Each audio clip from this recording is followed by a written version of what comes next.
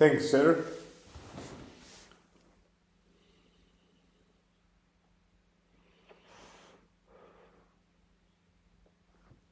Always good, yeah? Like every other time. Hello, everyone. Welcome to one more episode of Two Men. One cigar. Let me give you a quick flashback to introduce today's episode. One day we were working out at the gym.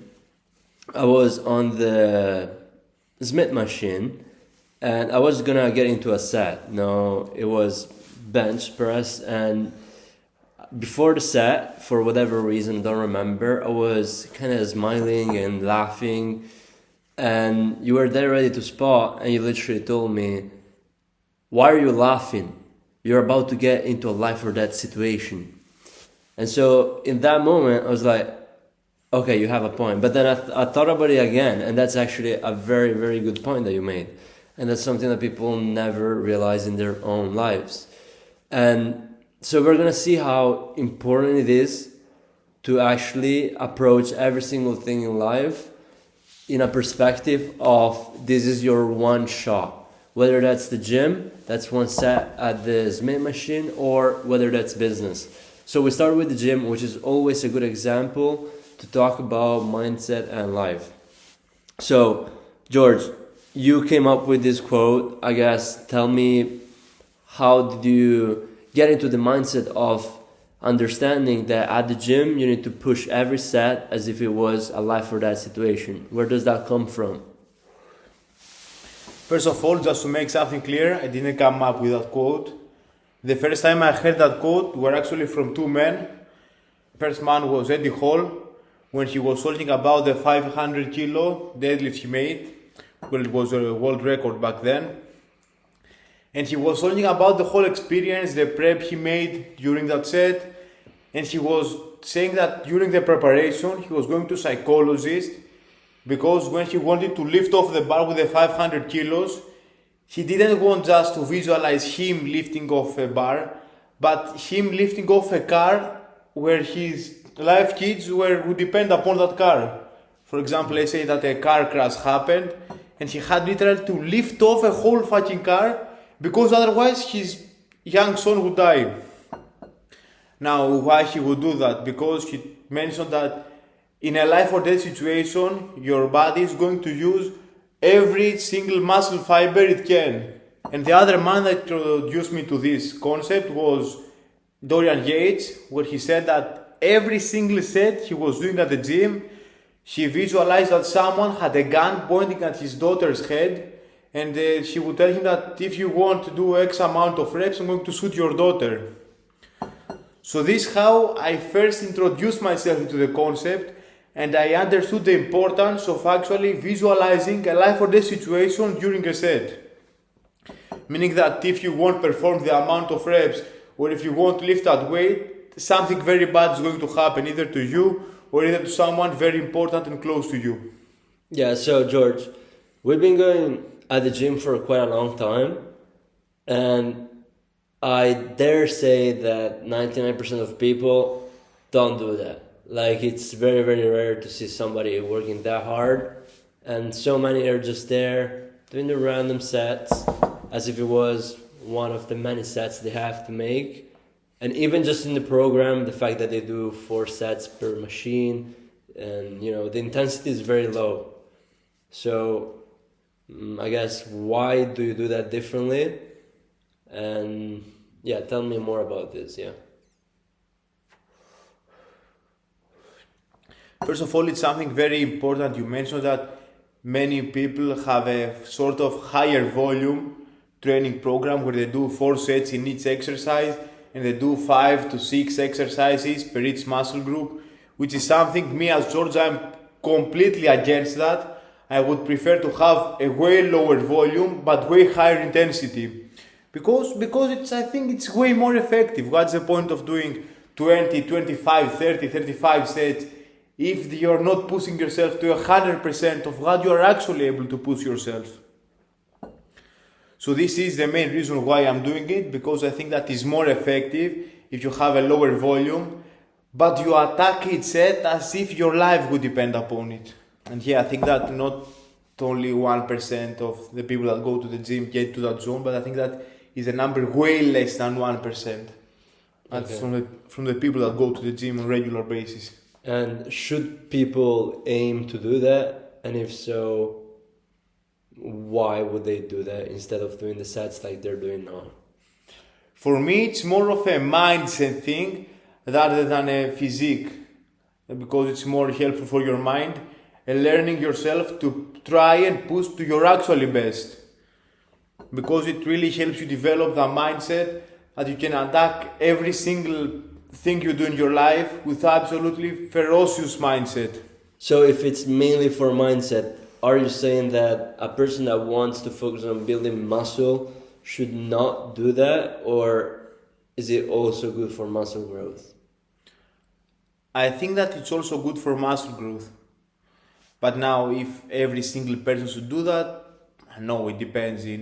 When it comes to training and everything in life, there is no white or black. There are many versions of it. There is no right or wrong thing you should do at the gym. You should do whatever works for you best. But in general, I think that every single person should push himself to that extent, because it will help him with the mindset as well. Yeah, the thing is, I believe maybe science would say you need to push yourself hard, but sometimes keep a slight buffer, sometimes not. But the thing is, many people use this sort of science or this sort of technicalism to avoid working hard and to be more lazy in the sets and to justify the fact that they're not going to failure because the training program says RPE 9, and so in their mind it means to not be completely dead, and so they use it as a sort of an excuse, for example. And so even if going to extreme failure in every set might not be scientifically proven to be the best thing for muscle growth, based on my experience, all the big and strong people that I saw do that. And so people talk about science, but then the ego lifters that just go crazy hard every set, they're always the biggest ones. And everybody knows that, because whether it's science or not, they are willing to give them all. And so at the end of the day, they're going to win anyway. Yeah, and I believe in general that how you do one thing means how you do everything. So if you are able to push yourself to that extent in training, it means that you're going to push yourself to that extent also in your diet, also in your recovery, in your sleep, in every other aspect of building your dream physique. And so if people have to do it now based on what we said, that it's going to benefit their mind and their body, how do you actually get yourself to do that? How you get into that zone? Yes. That's actually a very interesting question, because I don't have a specific answer into that. Because even for me, up to that point, it's very difficult to get into that zone many times. And to be honest, I don't attack the same set in the same way. Meaning that it's a different thing for me to do a 270 kilo deadlift, and it's a different thing to just to do a rear dead fly. So how do I get to that set? I just focus more on my concentration before I get into that set, because you have seen me many times that before I get to that set, I try to focus. I listen to the music, I close my eyes, I try to visualize a life or death situation. And that visualization is what is helping me to attack that set with that mindset. Yeah. No, I used to believe a lot in the fact that the number of reps you do and all of that depend on your muscle capability, whereas most of the gym progress and stuff is based on neural things. Like, for example, take calisthenics. A person that can do a front lever or a plunge, whatever, is not necessarily bigger, doesn't necessarily have more muscle than a bodybuilder, but they train their mind to use their muscle in a certain way. So in general, just to say, fitness is more like a mental thing anyway, and warming up your mind before a set is more important than anything else, because the way you approach it is at least 50% of what you're going to get from it, if not more. So the thing is, when I heard this thing, I mean, I was kind of like, okay, but how do I make myself think that it's a life or death situation when it's actually not? Because it's very easy to get lost in, okay, I have 3 sets or 4 sets, this is just the second, it's just one of the many. And you don't value the single set. Many people don't value it. It's just one of the many sets. Okay, I have 5 more sets and then I'm done. Let's do them quick in 10 minutes and then I go back home. And this approach of it's just one set, you do your 10 reps and you're done. How do you avoid it? Like, it's just, I guess, concentration is the main thing. Would there be any other suggestion that you have to always be focused on your workout? Yeah, the reason why you're at the gym, because the more important are your goals, the more important are your sets, are each individual set. Because, for example, I see my friend Kostas right now when he's prepping for a bodybuilding show. Literally every single set he's doing, he's attacking it with the exact same mindset. Why? Because he has a very important goal to him. So if you just go to the gym and you don't know why you're even at this place in the beginning, then how do you expect to attack that set with that mindset? Yeah. Here again, it connects to many other episodes that we did. It's pretty simple. Like, I feel a bit stupid just in telling you these things because they're so obvious. Well, you want to do a good set, just prepare for it. And as obvious as it is, people don't do that. So I've seen you were doing deadlift PR the other day. Preparation was at least like 3-4 minutes where you're just there visualizing and thinking. And now, of course, you don't need to do that in every set. That's ridiculous. But I'm just saying, just the thing you do before you start a set, that's very important. Many people scroll. Okay, it's time to do a set. Close the phone. Okay. I mean, if you approach a set like this, do I even have to tell you how it's gonna go? Or if while you're doing their set, while you're doing it, you think of something else, which happens. So it's mainly about concentration. So how do you improve the concentration on your workouts? Because I'm asking you this because many times, especially in the past, now I'm improving. I used to go to the gym just because I'm going to, but I have everything else in my mind. Not necessarily bad things, like maybe I was thinking about business, maybe I was thinking about this client and that client, which is important things. But this is the thing where many people lack. They go to the gym without giving this thing importance. So I see exactly what you mean. And yeah, life happens in general. You are going to have many troubles in your mind, many things you have to take care of. So yeah, before you get to the gym, you may have many thoughts in your mind, but as soon as you step your foot to the gym, you just have to completely, like you open a switch, you flip the switch and you just delete everything in your mind. Your mind is very clear and you have just one purpose. Why? What is that purpose? To perform your absolute best. You need to leave everything else to the side and just focus on the tasks you have to do. Yeah, exactly. And as simple as it is, people can do that. And it's very important. So even if it looks like just one of the many workouts, because that's the thing. Like, you will need to do hundreds and thousands of workouts to get where you want to be. So you kind of might have the approach of, well, it's just one of the many workouts. And that's the problem that you want to avoid. And also now I'm just doing weights 4 times per week, and that also helps because if I work out every day not properly, it's just one of the 6-7 workouts per week, I don't care. And even if it doesn't go well, at least I train. But no, you want to go there and be very prepared. When I was back in my home city, I remember I was going to the gym with my car, and the drive there was uttermost focus on this, like we're doing now when we walk to the gym. And if I had a song, like I would just play the music very loud just to prepare myself in my mind, to get myself energy, because emotion comes from motion.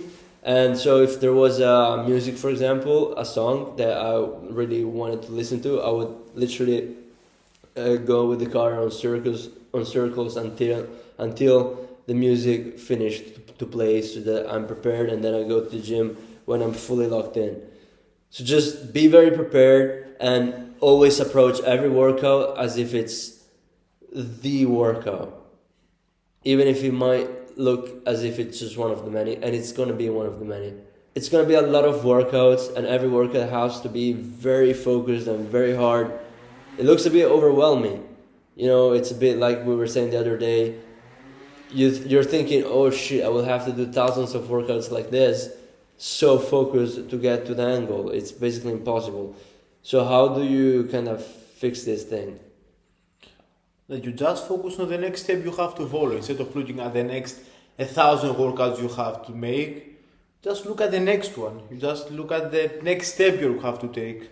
Yeah, and the good thing about weights is also that you want to get enjoyment in the process. So maybe yes, you don't get to your dream physique in one day, but maybe you increase the 2-3 reps from the previous week, and that's already satisfaction that makes you enjoy the process more and focus on the step-by-step thing. So now I want to talk about how can we transition this thing into life. Because, you know, gym is one thing, but then if it's not applied at the gym, even more it's not applied to day-to-day life. People approach life randomly, and they don't approach it with this approach of it's my one shot and I have to take it. So what are your thoughts on this? It's actually a very interesting thing you said, because I saw a video on Instagram, on X, I don't remember exactly the platform, and someone just went to random people and he asked him, if you were to make $1 million by the end of the year, would you be able to make it? And he said no. And then the next question was, okay, but if I told you that you have to make $1 million by the end of the year, otherwise your mother is gonna die, then would you find a way to make $1 million? And the answer was yes. Why? Because otherwise his mother would die. Yeah. So many people expect things to get really bad until they actually start trying, which is something I'm completely against, because you have to push yourself to that extent in any way, no matter if it's a bad situation or not. You don't have to wait things to get real bad until you actually start trying. Why? Because then at some time things will get bad, either one way or another. So you have to be prepared in order to avoid that situation. Yeah, so I had a moment, it was 2-3 months ago, when business started going well. I started making good money, especially for my age. And I kind of got a bit lazy. I was like, okay, I mean, I already making more money than what I know how to spend.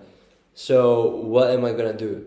That's because, again, you just get to that point where you don't feel like you have to work as if it was a life or death situation. It's just random work because you might want to make more money, but you're not really that motivated. So again, how do we fix this? By just understanding that you can't always be in that actual life or death situation. You don't always need to be back broke to have the motivation to make money.